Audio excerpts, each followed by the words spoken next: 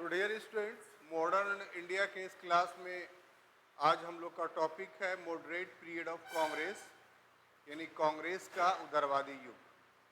इसमें एक छोटा सा इंट्रो देखते हैं कि आखिर भारतीय स्वतंत्रता संग्राम में freedom struggle movement of India में इस टॉपिक का क्या स्थान है।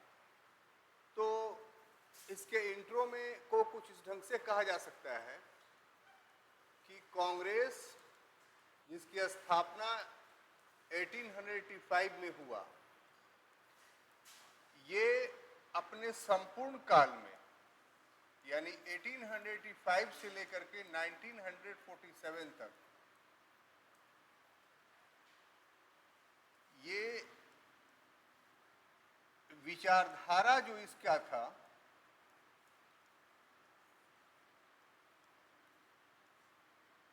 वो चेंजेबल था, यानी परिवर्तनशील था।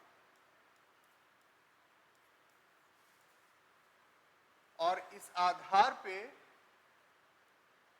कांग्रेस के कार्यकाल के कुल 3 चरणों का दर्शन हम लोग को होता है। कांग्रेस के कार्यकाल में पीरियड में कुल 3 चरण हम लोगों को दिखाई पड़ता है, ठीक है। उसमें से जो पहला चरण था उसको हम लोग उदारवादी युग कहते हैं, यानी मॉडरेट पीरियड,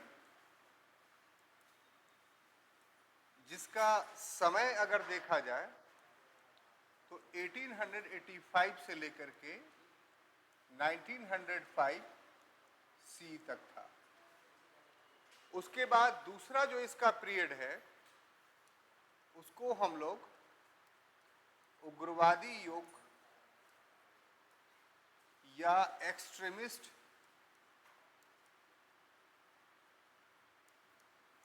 पीरियड के नाम से जानते हैं।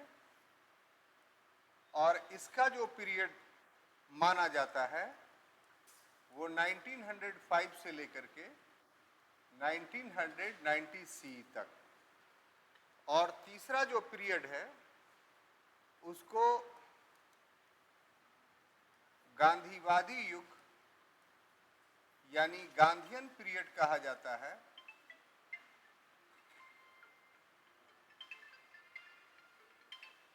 हाँ, अस्सलाम वालेकुम जी। हाँ हाँ, बोलिए ना। तो पेट का सवाल है ना, बोलिए, आपके लिए फ्री हो जाएंगे। आधे क्लास में तो है, ठीक है, ठीक।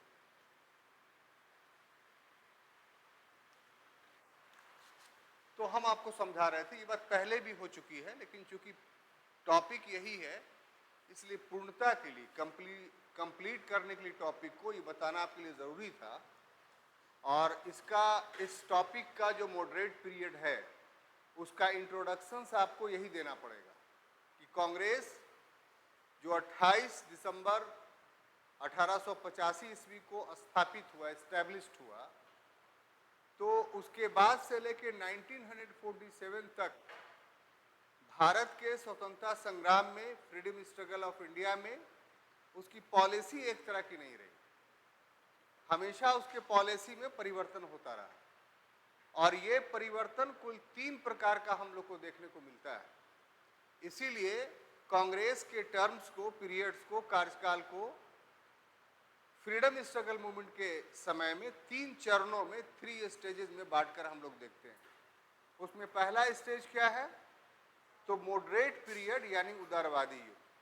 उदारवादी युग का यहाँ पर अर्थ ये है कि कांग्रेस इस समय ब्रिटिश सत्ता का खिलाफ नहीं थी, बल्कि उसका विचार ये था कि ब्रिटिश सत्ता भारत के हित में और उससे हमें लाभ उठाना चाहिए।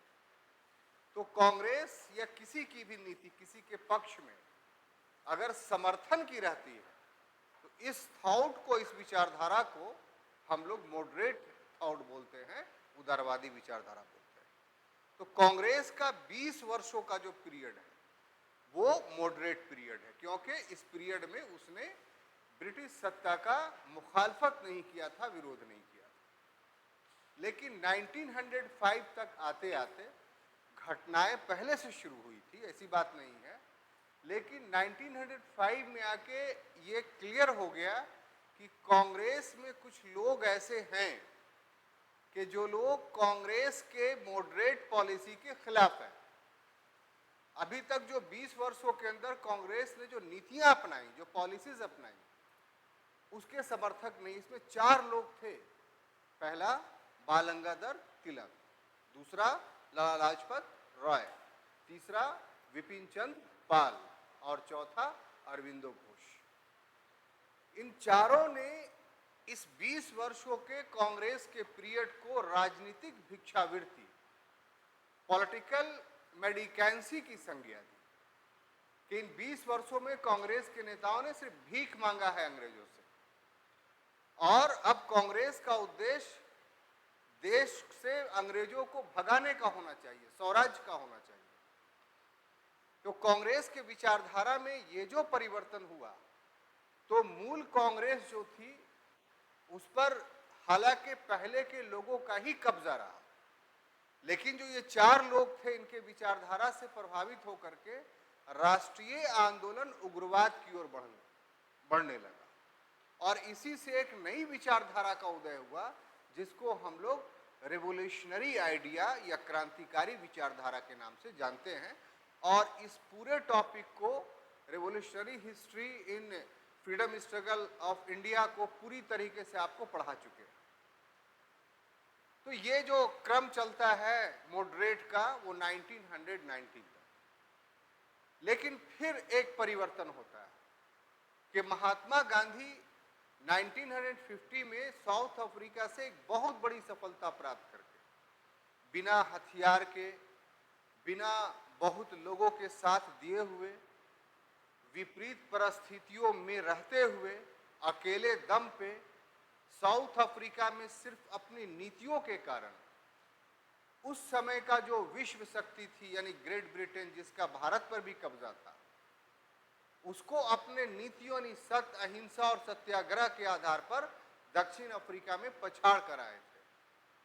और दक्षिण अफ्रीका में भारतीयों पर जो 3 डिस्क्वालिफिकेशन बहुत पहले से लागू था, उसको वो समाप्त करने में सफल रहे थे। तो इसलिए गांधी जब भारत में आते हैं तो एक अंतर्राष्ट्रीय व्यक्तित्व लेकर आते हैं। साउथ अफ्रीका में जो अपार्थाइड पॉलिसी, रंगभेद नीति गोरी सरकार अपना रही थी, उसको पूरी तरीके से समाप्त करवाने में गांधी जी सफल रहे थे। इसलिए भारत में उनका स्वागत हुआ। भारत में 1915 से लेकर 1919 का जो पीरियड गांधी जी का है वो ब्रिटिश विरोध का नहीं है, बल्कि ब्रिटिश समर्थक का है। और इस पीरियड में गांधी जी के सामने 3 ऐसे मुद्दे आ गए, जैसे रॉलेट एक्ट, जलियांवाला बाग हत्याकांड और खिलाफत का मुद्दा, कि इन 3 कारणों से सहयोगी गांधी असहयोगी बन गए। और 1919 ईस्वी से उन्होंने आंदोलन अंग्रेजों के खिलाफ शुरू किया।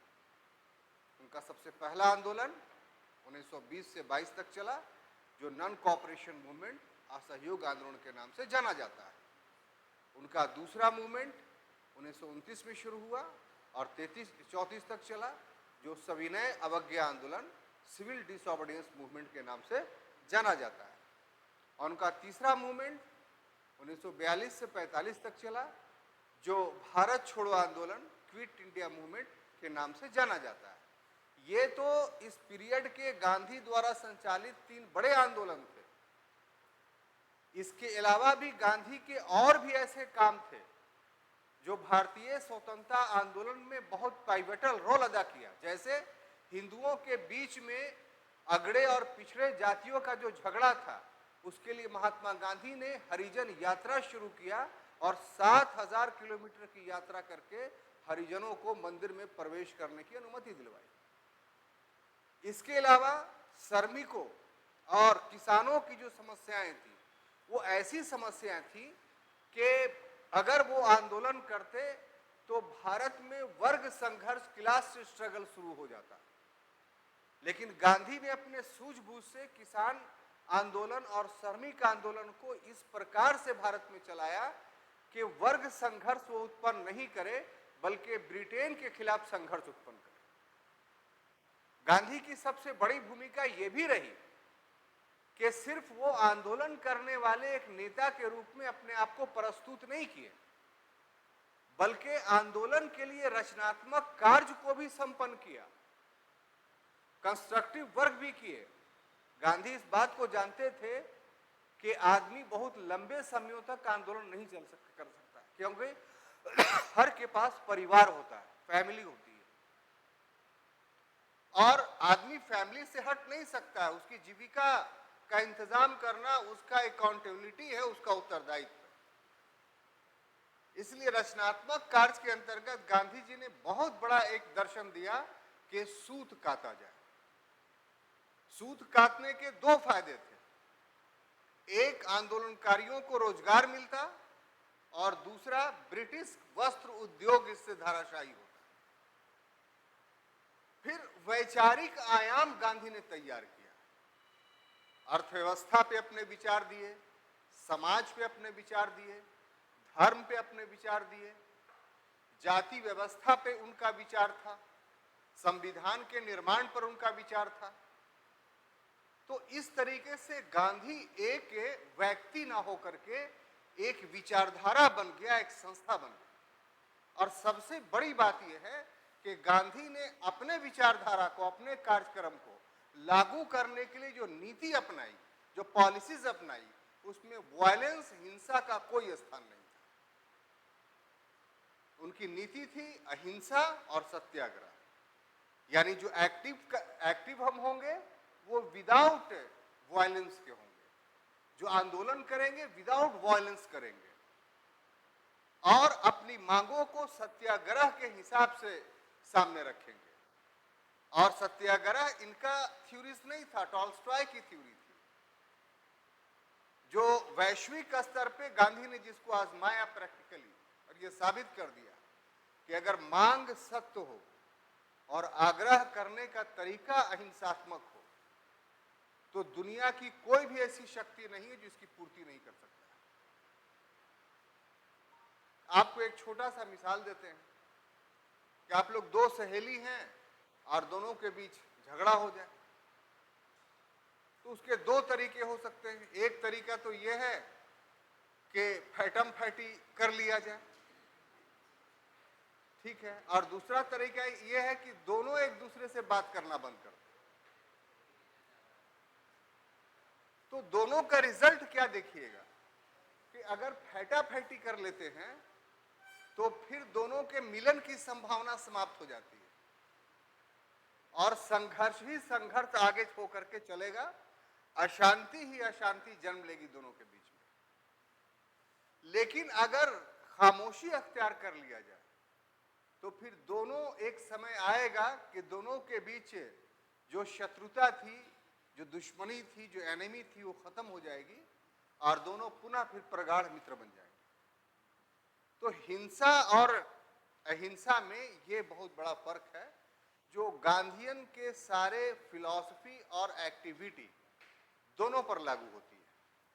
हम इतना विस्तार से आपको इसलिए बता रहे हैं कि ये जितनी चीजें थी ना, गांधी का विरोध भी भारत में हुआ, आज भी हो रहा है, लेकिन एक सच्चाई ये भी है कि पूरा का पूरा राष्ट्रीय आंदोलन पर गांधीयन विचारधारा जो है वो प्रभावी था। यहां तक कि क्रांतिकारी आंदोलन को पढ़ने के क्रम में हमने बताया आपको कि भारतीय नौजवान सभा और हिंदुस्तान सोशलिस्ट रिपब्लिक एसोसिएशन, ये दोनों गांधीयन फिलॉसफी के विरोधी थे, ये नहीं मानते थे, क्योंकि इनका आदर्श हिंसा था। इनकी विचारधारा थी कि बिना हिंसा के अंग्रेज भारत से नहीं बाहर जा सकते हैं, लेकिन इन सबों के बावजूद भी गांधी ने इन नौजवानों का विरोध नहीं किया, उनकी नीतियों का विरोध किया। और कराची अधिवेशन में गांधी ने कहा कि भगत सिंह के सामने हमारा सर झुक जाता है। तो ये एक एक्सप्लेनेशन इस बात को साबित करता है कि विचारधाराएं बहुत सारी चली राष्ट्रीय आंदोलन में, और हर विचारधारा एक दूसरे के समान नहीं था, बहुत सारी विचारधाराएं एक दूसरे की विरोधी भी थी। यही वो व्यक्ति थे कि विपरीत विचारधाराओं, विरोधी विचारधाराओं को एक साथ लेकर चलने में सफल हुए, और इसीलिए हमें आज़ादी मिली। यही कारण है कि ना चाहते हुए भी 1919 से लेकर के 1947 तक के पीरियड को हम लोग गांधीवादी युग के नाम से जानते हैं। तो ये पूरा एक इंट्रोडक्शन हुआ, और इसके अंदर की जितनी बातें थी जो आपको इसे समझाने में सहायक करेंगी, वो सभी के सभी हमने आपको बताया। ये एक ऐसा लेक्चर्स है कि आपको इसके बाद भी जो अपलोड होगा तो कभी कभी समय पर इसको सुन लिया कीजिए, ताकि आप किताब पढ़ने से, बहुत सारी मोटी मोटी किताब पढ़ने से बच जाएंगे, और आपको एक अच्छा आइडिया इस टॉपिक के बारे में आपके मस्तिष्क में हमेशा रहेगा। तो इंट्रो के बाद अब हम आते हैं कि इस टॉपिक को पढ़ाते हैं, ठीक है। तो देखिए, सबसे पहले ये देखेंगे कि इस पीरियड में कांग्रेस की स्थिति क्या थी, ठीक है। तो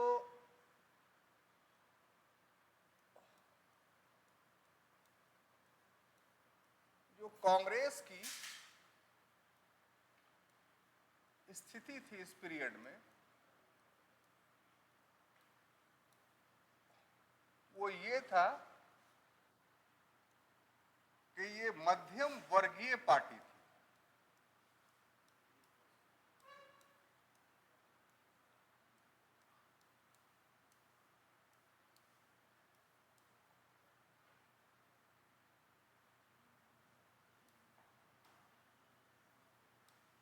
मिडिल पैथ पार्टी थी। क्यों? क्योंकि मिडिल मैन यानी मध्यम वर्ग के द्वारा इस आंदोलन को चलाया गया। मध्यम वर्ग में सबसे महत्वपूर्ण वर्ग जो था, जैसे वकील, लॉयर का वर्ग था, शिक्षक का था, पत्रकार का था, कुछ पूंजीपति भी थे जो इस आंदोलन में साथ दे रहे थे। सॉरी, तो ये सब जो क्लास था, इसी को मिडिल क्लास या मध्यम वर्ग के नाम से जानते हैं। इसमें जो नेता उभर करके सामने आए इस पीरियड में, उसमें दादा भाई नौरोजी,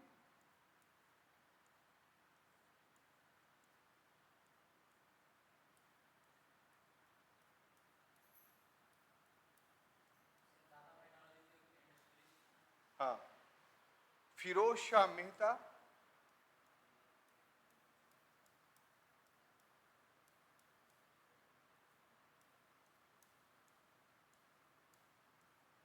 बदरुद्दीन तैयब जी,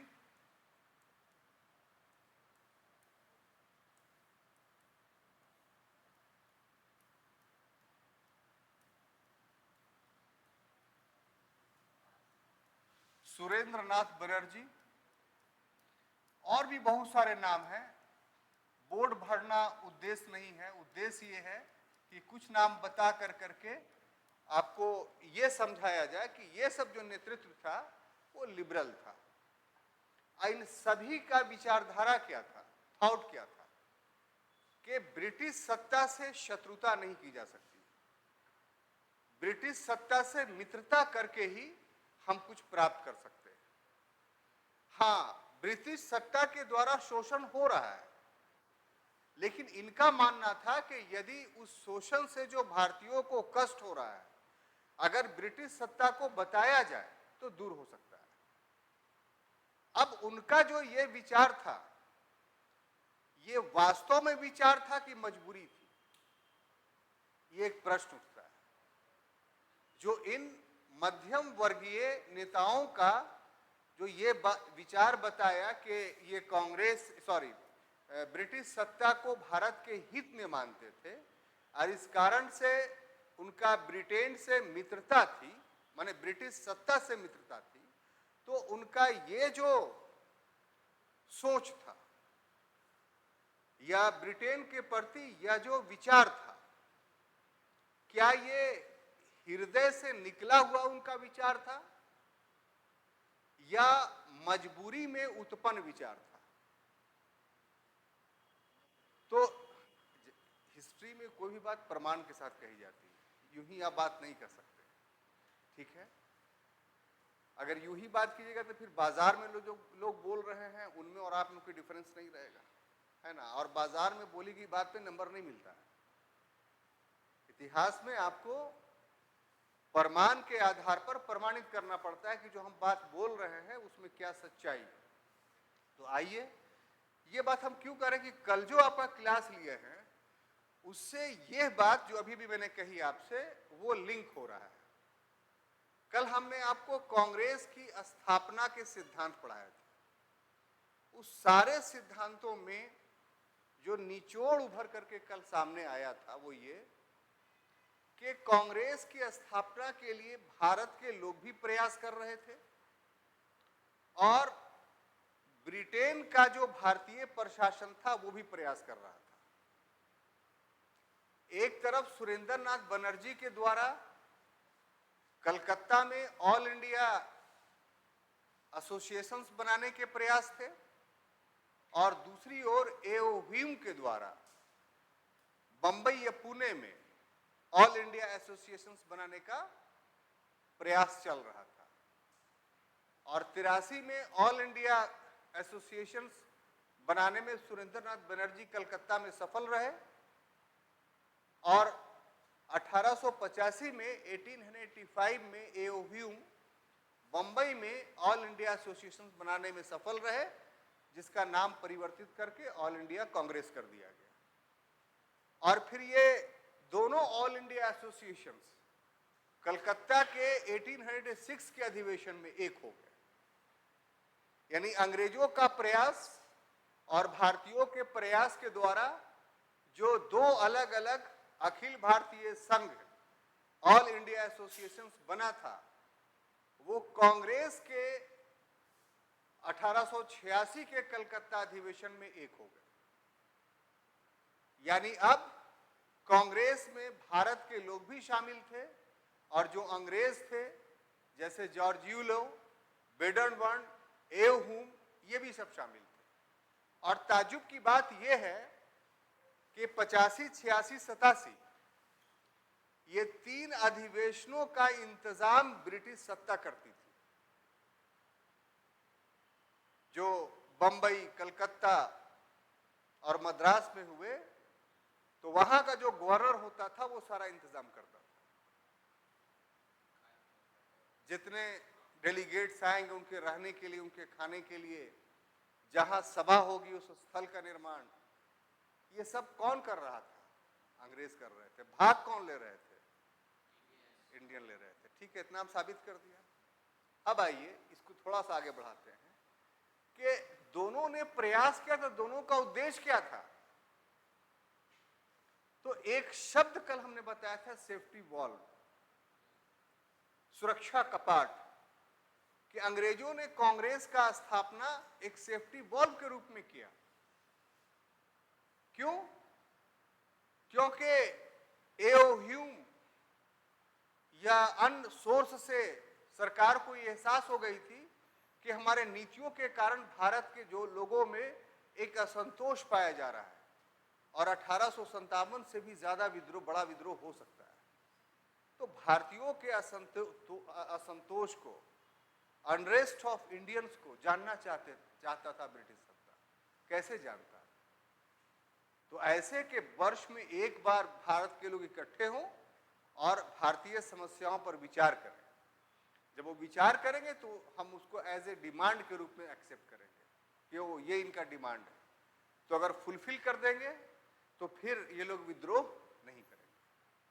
तो इस तरीके से सेफ्टी वॉल्व्स की थ्योरी अंग्रेजों के पक्ष में जाती हुई दिख पड़ती है। लेकिन भारत के लोग क्यों शामिल किए और दोनों एक क्यों हो गए कि अगर शुरुआती दौर में ही भारत के लोग ब्रिटिश सत्ता का डायरेक्ट विरोध करने लगते तो फिर उसी समय उस ऑर्गेनाइजेशन को कुचल दिया जाता।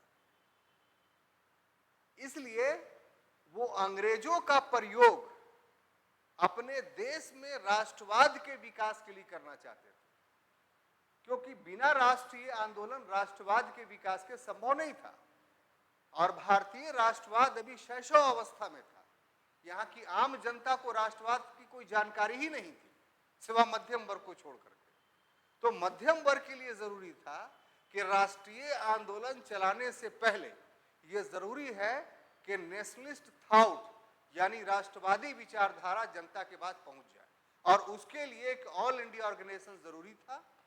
और उसके लिए यह भी जरूरी था कि अंग्रेज शुरू में इस संस्था का गला ना घोटे या अपना विरोधी नहीं समझे।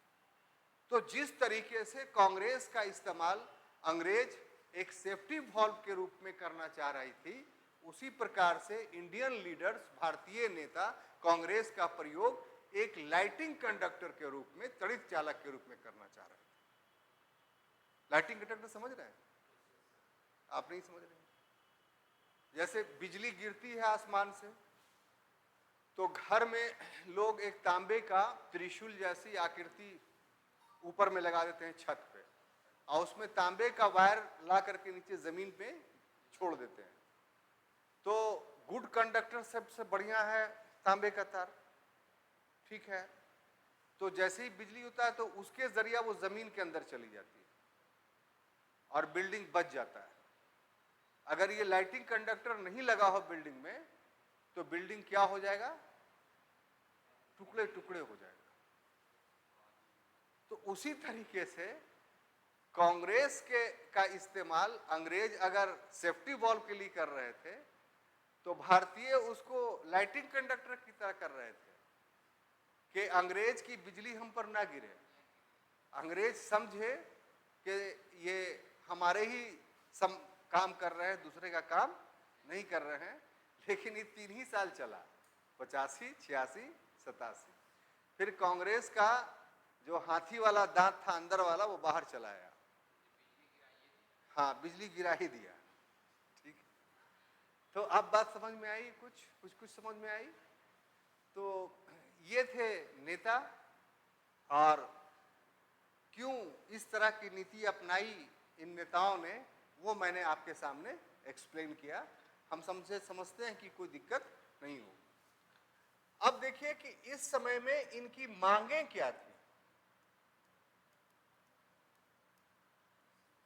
क्या क्या ये चाहते थे ब्रिटिश सत्ता से। तो चाहते थे कि सिविल सेवा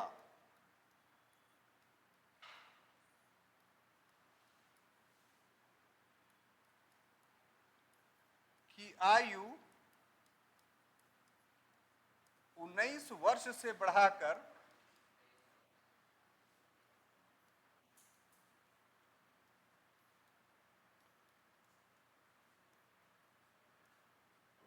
23 वर्ष किया जाए। और चाहते थे ये लोग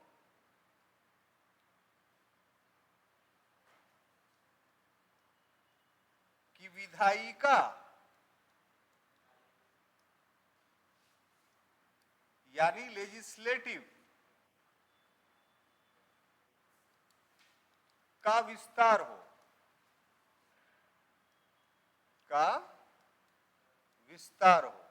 हम सब समझाते हैं आपको, घबराइए नहीं, पहले लिख लेते हैं।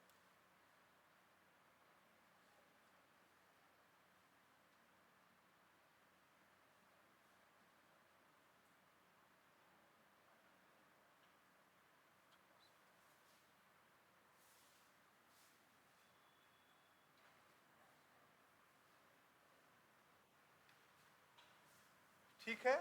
उसके बाद था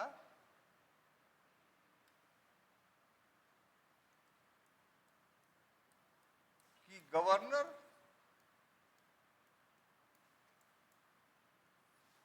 जनरल की परिषद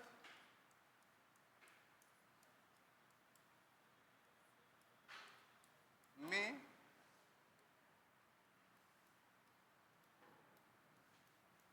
भारतीयों को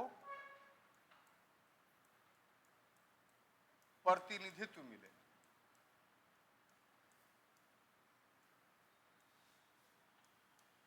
रिप्रेजेंटेशन मिले, ठीक है। विवाह ना, विवाह की आयु सीमा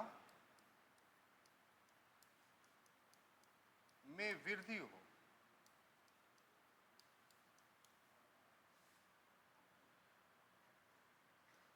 सेना एवं प्रशासन पर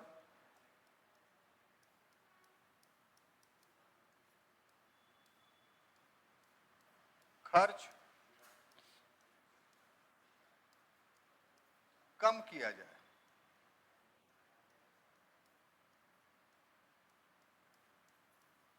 ये सब मांगे थी मॉडरेट की।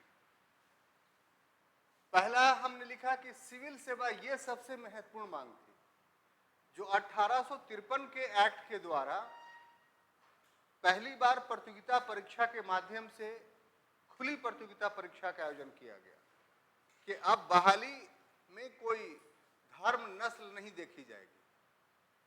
तो इसके वजह से कुछ भारतीय चुनकर आए भी, लेकिन दो कारणों से, एक कि लिटन के शासनकाल तक आते आते इसमें आयु सीमा घटा करके 19 वर्ष कर दी गई, और दूसरा कि इसकी परीक्षा लंदन में होती थी।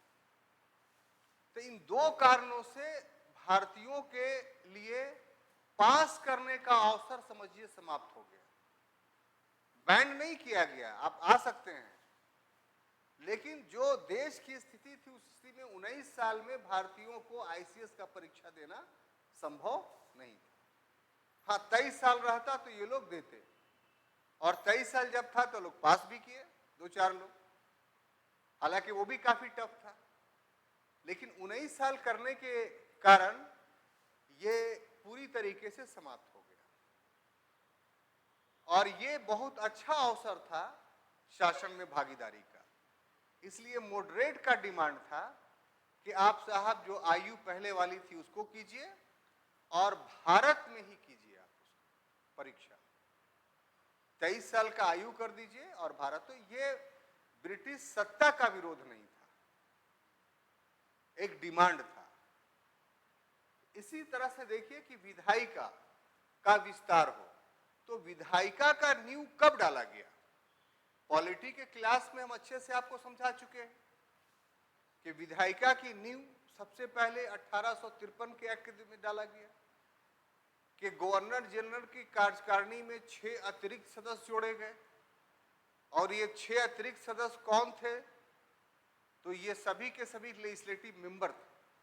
ये अलग बात है कि साहब इसमें कोई भी भारतीय नहीं था, लेकिन 1861 के अधिनियम में भारतीयों को शामिल किया गया, और 3 भारतीय लेजिस्लेटिव काउंसिल के मेंबर बनने में सफल रहे। तो ये बहुत कम था। इनका डिमांड था कि इसका विस्तार किया जाए, और विस्तार ही नहीं किया जाए बल्कि जो लेजिस्लेटिव बॉडी है, यानी गवर्नर जनरल का जो एग्जीक्यूटिव बॉडी को आप लेजिस्लेटिव के रूप में जो इस्तेमाल कर रहे हैं, इसका और विस्तार करके इसको और अधिकार दिया जाए।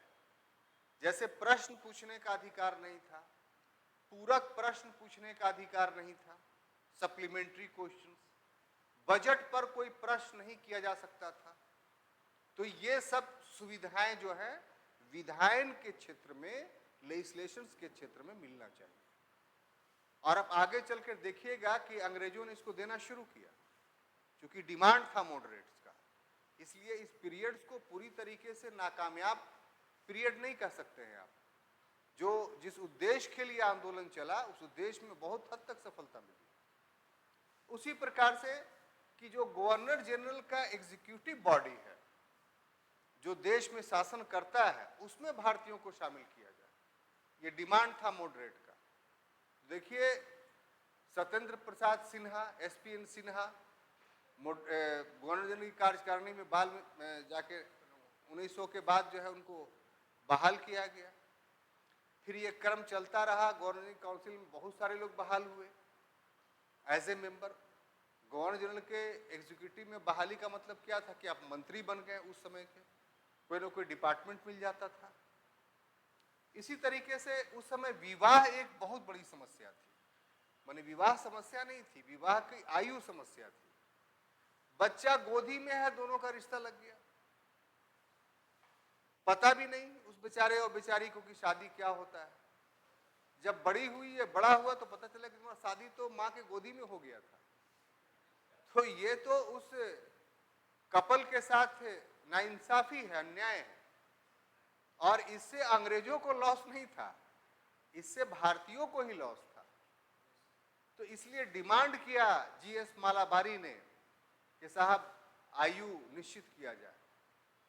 तो इन्हीं का प्रयत्न था कि 1892 में जो है age of consent bill pass हुआ, और उस समय 16 और 18 वर्ष की आयु निर्धारित की गई कि इससे पहले आप विवाह नहीं कर सकते हैं, जबकि इसके पहले बाल विवाह पूरी तरीके से प्रचलित था। इसी प्रकार से डिमांड था कि सेना पर और प्रशासन पर सरकार बहुत खर्च करती है और ये भारतीयों का धन है, इसलिए सेना और प्रशासन पे सरकार कम खर्च करे। तो ये सब वो डिमांड्स था जो कांग्रेस ने किया। अब हम लोग को देखना है कि इस पीरियड में कांग्रेस का डेवलपमेंट हुआ। शुरू में ही हमने देखा था कि साहब एक मध्यम मार्गीय या मध्यम वर्गीय था। तो वो आंकड़ा को आप जब देखेंगे तब समझ में आएगा कि कांग्रेस का डेवलपमेंट होता है कि नहीं। तो इस क्रम में आप देखिए गौर से कि उसके जो अधिवेशन हुए हैं शुरुआती दौर में, उसकी संख्या को आप देखिएगा तो समझ में आ जाएगा कि ग्रेजुअली का कांग्रेस ग्रो कर रही है। जैसे एग्जाम्पल के तौर पर यहां पर एक लिख देते हैं, कांग्रेस की विकास यात्रा। कांग्रेस की विकास यात्रा, ठीक है ना। जैसे आप देखिए कि पहला अधिवेशन कब हुआ, 1885 में। कहां हुआ, बंबई में हुआ, है ना। अध्यक्षता किसने की, तो व्योमेश चंद्र बनर्जी ने किया।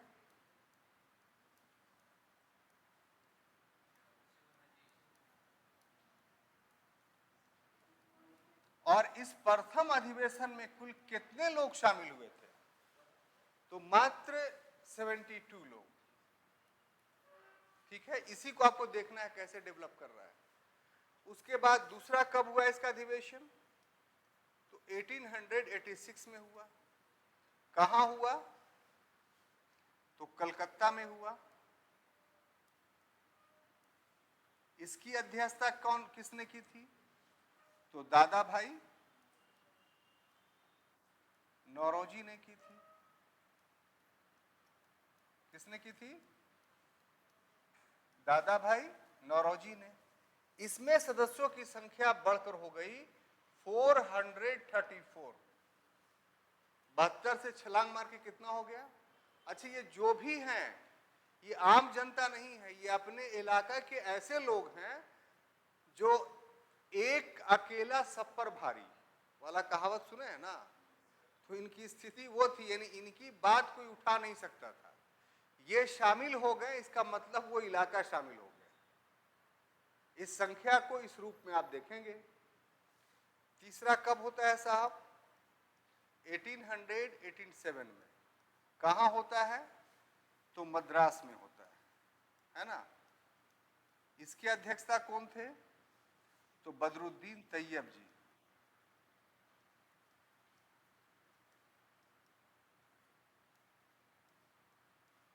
बदरुद्दीन तैयब जी।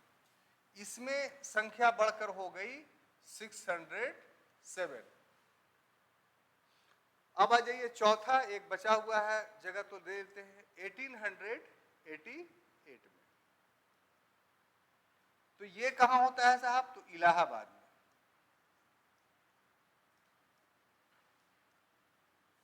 इसकी अध्यक्षता किसने की थी? तो जॉर्ज यूले ने, प्रथम अंग्रेज अध्यक्ष है।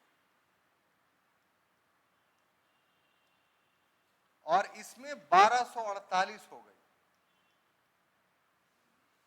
तो इस प्रकार से आप देखिए कि ग्रेजुअली धीरे धीरे कांग्रेस की सदस्य संख्या बढ़ रही है।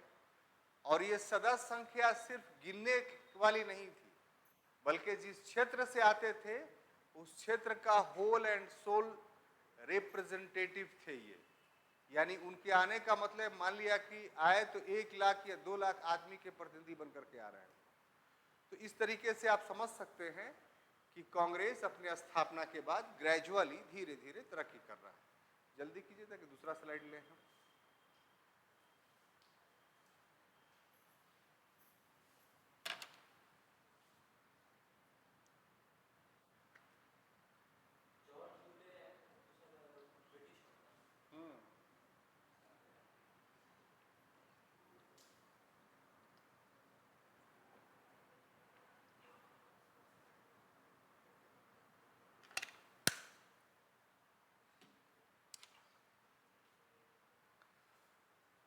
लिख लें, खूब पढ़ा कीजिए घर में।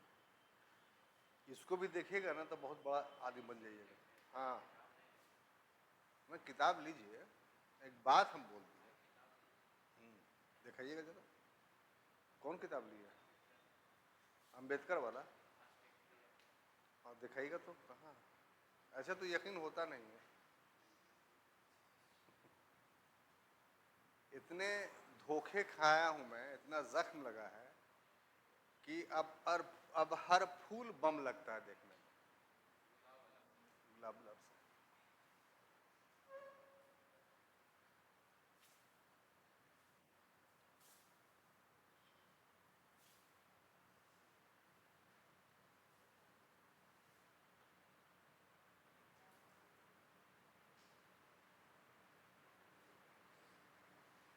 मिटा दूं? नहीं,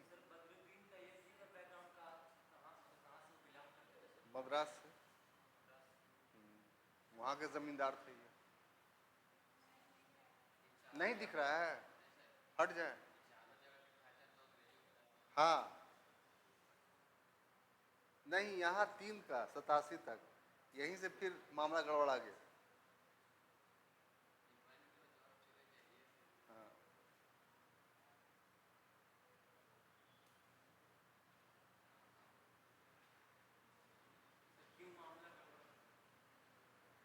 कांग्रेस का धीरे धीरे डिमांड राष्ट्रवादी होने लगा।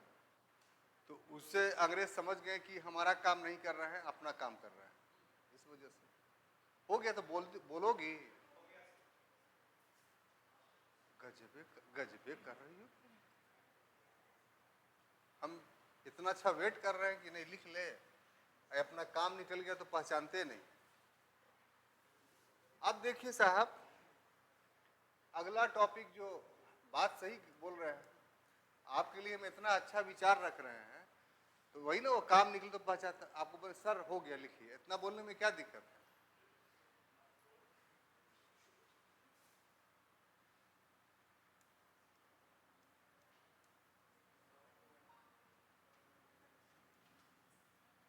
वो देखिए, हम जानते हैं कि आज के दौर में किसी से वफा की उम्मीद नहीं की जा सकती। ये एकदम बिल्कुल क्लियर कट है साहब। शादी हो रही है, पत्नी छोड़ के भाग जा रही है, ये किस पर आदमी यकीन करे? इसलिए जो है वो ये क्लियर कट है कि यकीन वकीन का मामला खत्म हो गया है। लेकिन एक होता है भरम, तो कम से कम वो कायम रहना चाहिए ताकि आदमी के बीच रिलेशंस बना रहे। जैसे उसको इस शेर में कहा जा सकता है कि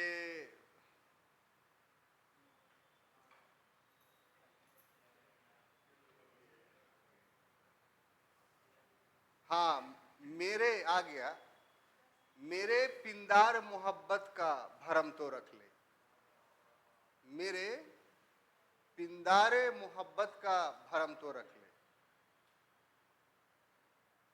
तू मुझसे खफा है तो जमाने के लिए आ। हम जानते हैं कि तुमको हमसे कोई मतलब नहीं है कि हम लोग जो पहले मोहब्बत किए थे, तो अब लोग पूछता है भाई कि कहाँ गई वो, तुम असफल तो नहीं हो गए हो, तो ये सब नहीं सुनना पड़े तो कम से कम उसके लिए चली आ तुम, ताकि भरम बरकरार रहे। तो हमें भी आपसे यही उम्मीद है कि कोई संबंध स्थापित नहीं हो सकता बहुत प्रगाढ़, लेकिन एक है कि जब तक गाड़ी चल रही है तब तक संबंध बना रहे। तो ऐसे ऐसे कीजिएगा तो कैसे काम चलेगा, ये तो फौरन समझ में आ जाती है। तो इसलिए बता दिया कीजिए कि सर हो गया, आप अपना काम कीजिए। तो साहब, अंग्रेजों का जो दृष्टिकोण था ये काफी महत्वपूर्ण था, और वो क्या था? तो आरंभ में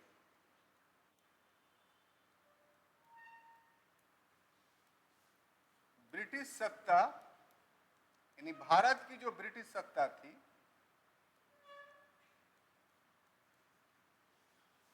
कांग्रेस की सहायता किया करती थी।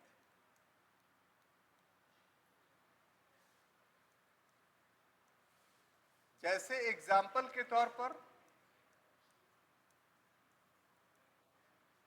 कि 1885 से लेकर के 1887 तक कांग्रेस अधिवेशन का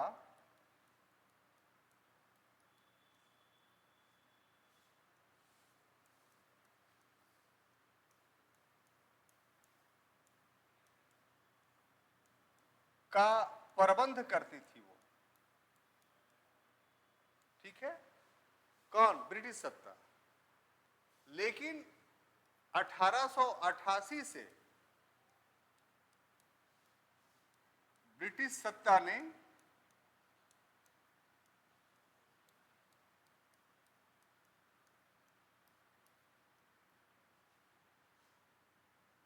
सहयोग करना बंद कर दिया,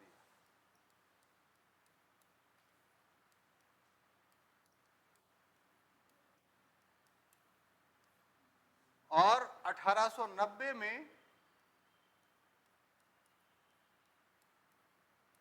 ब्रिटिश अधिकारी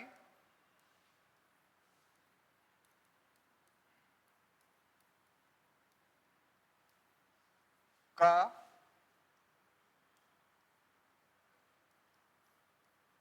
अधिवेशनों में भाग लेना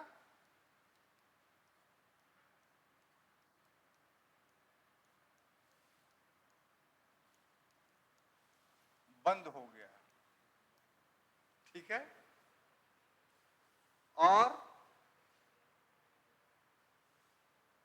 डफरिन ने, जो गवर्नर जनरल था, जो साथ दे रहा था, कहा कि कांग्रेस अल्पमत की संस्था है। कांग्रेस क्या है? अल्पमत की संस्था है, ये पूरे भारतीयों का प्रतिनिधित्व नहीं करता। जो दोस्ती 1885 में भारतीयों और अंग्रेजों के मध्य हुआ था, वो 88 तक आते आते समाप्त हो गया। और जब कर्जन भारत में आया 1899 में और 1905 तक रहा, तो उसने घोषणा कर दी थी कि मेरा भारत में आने का उद्देश्य ये भी है कि लड़खड़ाते हुए कांग्रेस का अंतिम संस्कार मैं कर दूं, यानी पूरी तरीके से समाप्त करके जाऊं। तो संक्षेप में कांग्रेस के प्रति जो अंग्रेजों का दृष्टिकोण था, उसको एक सेंटेंस में कहा जा सकता है कि आरंभिक 3 वर्षों तक का तो सहयोगी का रहा, और कांग्रेस के अधिवेशनों का संपूर्ण इंतजाम ब्रिटिश सत्ता करती थी। लेकिन जैसे ही कांग्रेस ने अपना वास्तविक चेहरा दिखाना शुरू किया कि हम राष्ट्रवादी विचारधारा के समर्थक हैं, वैसे ही ब्रिटिश सत्ता कांग्रेस के विरोधी हो गई और फिर उसको कुचलने पर का प्रयास करने लगी। तो ये तो हुआ आपको कांग्रेस का दृष्टिकोण। अब एक दूसरा टॉपिक इससे जुड़ा हुआ है जो आपको जानना काफी जरूरी है, और वो टॉपिक है कांग्रेस का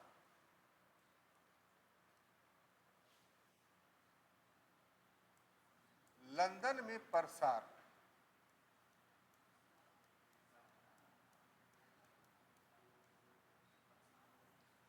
expansion in London of Congress. तो इसमें 3 व्यक्तियों की भूमिका काफी महत्वपूर्ण थी, एक एलन ऑक्टेवियन ह्यूम का, एक बेडनबर्ग का और एक दादा भाई नौरोजी का। इन तीनों का विचार था कि कांग्रेस का जब तक लंदन में एक्सपेंशन नहीं होगा, विस्तार नहीं होगा, तब तक लोग कांग्रेस को समझ नहीं पाएंगे, कांग्रेस की मांगे पूरी नहीं होंगी। लंदन में कांग्रेस के एक्सपेंशन से क्या फायदा होगा?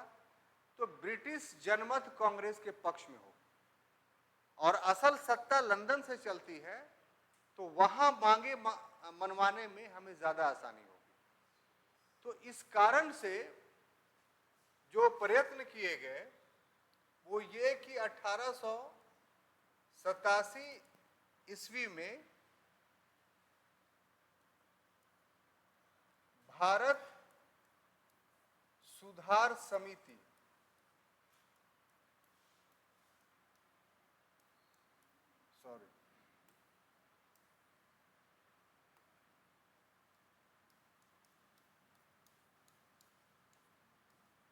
इंडियन रिफॉर्म कमिटी लंदन में बनी। ये सब लंदन में बन रहा है। इसके बाद 1808 में लंदन में ही इंडियन लीग बनाया, और इस इंडियन लीग के द्वारा इंडिया नामक एक समाचार पत्र प्रकाशित किया गया कि इसके माध्यम से ब्रिटिश जनता को जो है वो भारत के बारे में बताया जाए। इसके अलावा 1889 में कांग्रेस की ब्रिटिश समिति बनी,